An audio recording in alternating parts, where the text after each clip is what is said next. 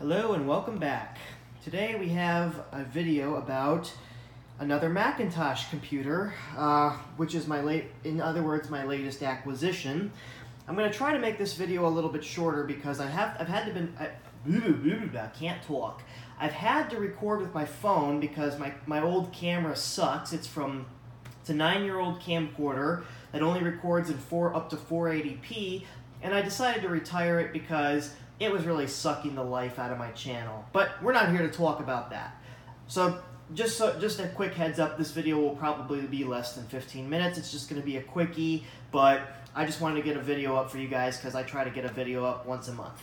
Anyways, what you're looking at here is an old PowerBook from 1995, specifically the PowerBook 190, if the camera will focus. There we go, 190 CS. And this model of Macintosh was quite special because it was a unique type of Macintosh. And what I mean by that is this computer was basically an entry-level Macintosh for people back in 1995 when this was released. And you'll see why in just a moment. So before I start explaining the specifics on this model, let's go ahead and take a look around the computer so you can see what you get. So you got the lid latch on the front, and that's the trackpad button that sort of overhangs there. Here's the battery, which amazingly on this computer still holds a charge for about 30 minutes, which is pretty remarkable for a computer with its original battery. We'll take the battery out actually, and I'll show you. To take the battery out, you just push this little tab here and pull. This is the original PowerBook rechargeable battery. The camera does not want to focus. Wow. There we go. I always have to do manual focus. It is a nickel metal hydride battery, copyright 1995 Apple computer. And it still holds a charge for about a half an hour, so pretty interesting. Over here you have a 3.5-inch floppy drive, which can be removed by simply sliding this little tab here, and you can just pull the entire floppy drive out. And if we take a look inside, you can see the SCSI connect. I believe that's a SCSI connector, or some type of floppy edge connector, I believe. Whatever. My terminology's off today because I'm stressed out at work, but whatever. Anyways, yeah, that's the floppy connector in there for the 3.5-inch floppy drive. I believe this is a 1.44 megabyte drive, but because by 1995 that was pretty much the standard. Another cool feature of this laptop is on the bottom. You'll notice these little two feet here, but push the little tabs on the side, and you can use them as a kickstand. Now, I'm on the bed, so you're really not going to be able to see that, but if you're on a desk, these basically prop your laptop up so it can cool a little bit better, and then when you're done, just push the tab on the side, push the feet back down, and there you go.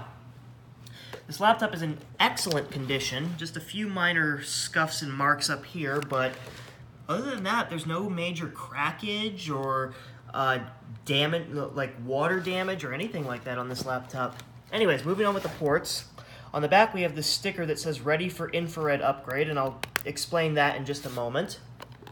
Behind this convenient door, we have the ADB port on the far right. We have the modem and printer port there, SCSI port there, TRS jack for audio out. There's a knockout plug for a line in TRS jack, and a knockout plug for where a probably VGA, or it looks like that's the reset button in case this thing locks up, but then there's the VGA knockout plug there. And then of course the DC in jack there. On the other side, on the left-hand side, we have two PCMCIA card slots here, which can take, I believe, two Type 2 and one Type 3 PCMCIA card. Go ahead and take a look at the inside. This camera, wow, it's not really that much better than my old phone camera. But then, anyways, we have a nice standard QWERTY keyboard here, just pretty standard, and then of course your trackpad here. But the nice thing is, the keyboard is not worn out at all, really. I mean, it's in very good condition. The trackpad's not warm. Here's the LCD up here with physical brightness and contrast controls, which I actually like that because it makes it easy to makes adjustments easy. There's also a sleep LED up here. Can you tell, speaking of sleep, that I didn't get much sleep last night? Then we have a sticker over here that says ready for PowerPC upgrade. What that means is, well, because like I said, I'm trying to keep this video short, so I'll power it up while I'm explaining this, but looks like it powered itself up. You can hear the startup chime, and there I am. But this being a budget laptop, Apple decided, because 1995 was around the time when they started switching from Motorola 68K CPUs to PowerPC CPUs. Turn the contrast up a little bit so you can see the macOS logo. It's running, I said turn the contrast up now, didn't I? There we go. It's running macOS 8.0 Tempo, which I've never used. I've only used 8.1, 8.5, and 8.6, but never 8.0. Anyways, but this was a budget laptop because Apple basically put a 68K processor in here, but if you wanted a PowerPC upgrade to run anything higher than macOS 8.1, you could send this to Apple, and they would basically put a PowerBook, I believe it was a 5300C motherboard, or logic board rather, because this is a Mac we're talking about here. They'd put a 5300C logic board in this computer, and you basically would have a PowerBook 5300C. Similarly, it was very similar to what they did for the Macintosh 128K, how they offered the 512K upgrade, where they basically just, made some, put a different case badge on, and of course, and basically, swapped out the logic board. So it's basically the same thing. It's basically the same thing that Apple did with the PowerBook 5300 or 190 CS. There was also a PowerBook 190, but I have to refer to everymac.com to figure out what the major difference was. But you'll see how the display has some ghosting issues. Like if we open up the hard drive, if we go to the hard drive here, if I can click, there we go. You'll notice that, moving stuff around, there's a bit of ghosting on the screen, and that's because this uses a passive matrix LCD, whereas most PowerBooks used an active matrix LCD. And I don't know why it has Apple Video Player or CD Audio Player, because you can't use these programs because we don't have the TV tuner card in here, nor do we have a CD-ROM drive. But I can show you simple text. And go ahead and type something here. We'll go ahead and type in, go ahead and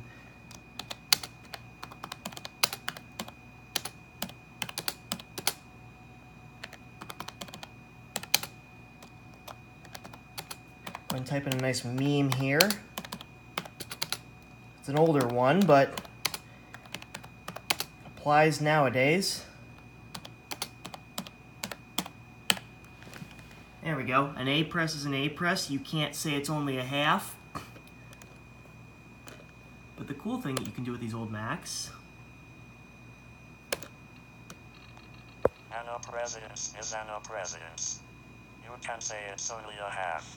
Now, it didn't quite get that right, but if you could hear that, you know what? Let me turn the volume up and try that again. There we go. Now we'll speak selection. Anno presidents is anno presidents. You can say it's only a half. Yeah, that's just a fun thing you can do with simple text on these old Macs. I don't believe you can still do that on modern Macs, but this is just one of the reasons to have to run classic Mac OS.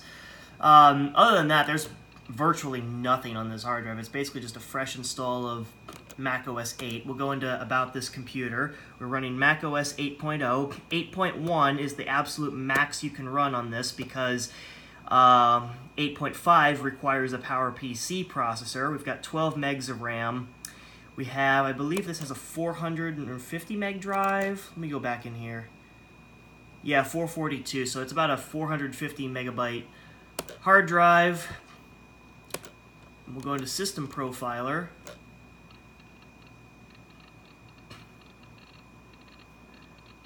And there it is, PowerBook 190 series. There's all the info on it. We have 20 megs of virtual memory. It says startup device unknown for some reason, but we have a 68 LCO40, 33 megahertz CPU. There's our customer care code. Who wants, maybe one of these days I'll call Apple and give them that and just see if they'll repair this, or take this to the Apple store in Cherry Hill and see what they say.